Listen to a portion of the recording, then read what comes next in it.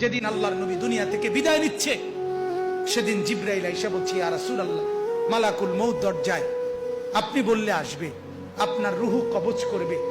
আল্লাহর নবী বলেন, আল্লাহকে জিজ্ঞেস করো জিবরাইল, আমি যদি আমার আল্লাহর কাছে যাই, আমার উম্মতের সাথে আমার আল্লাহ কি আচরণ করবেন, ওটা বলো, তারপরে আমি যাব।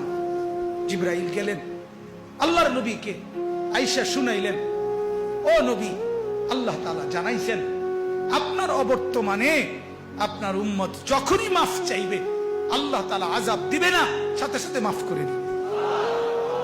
আপনি যেমন মাফ চাইছেন, তখন যেমন মাফ করছে, আপনার অবর্তমানে আপনার উম্মত নিজে নিজে মাফ চাইলেও আমি আল্লাহ মাফ করে দিই।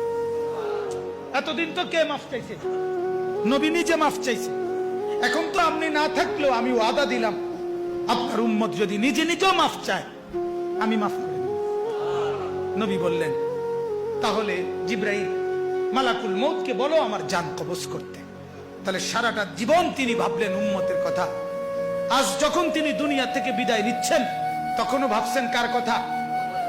নবীজি সাল্লাল্লাহু আলাইহি সাল্লাম যখন ইসরাফিল সিংহা ফু দিবে, দ্বিতীয় ফু, সবাইকে যখন হাসরের ময়দানে উঠানো হবে, তখন প্রথম উঠানো হবে আমাদের নবীকে।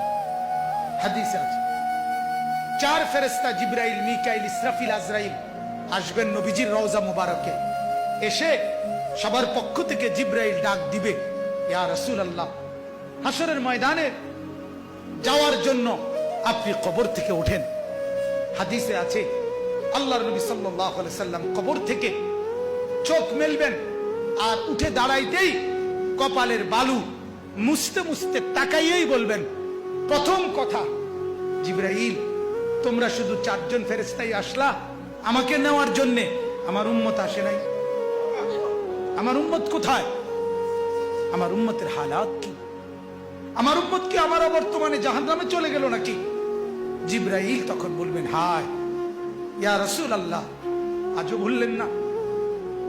আজও